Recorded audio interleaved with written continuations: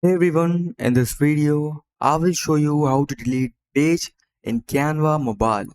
Now, if you find this video helpful, a like and subscribe would mean a lot. Alright, let's dive in. Okay, first of all, let's open a design.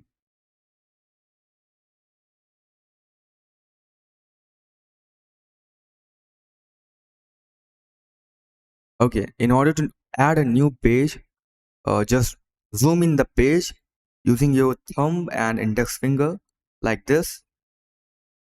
As you can see, just zoom in the page like this and you can see all the pages here.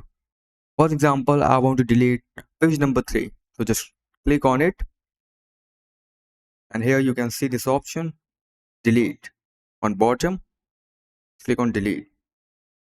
If you want to delete multiple pages, just select this option select and select the pages. 1 minute. Select the pages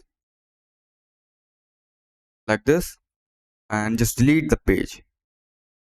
And you are good to go. That's how you can delete pages in Canva mobile. Thanks for watching.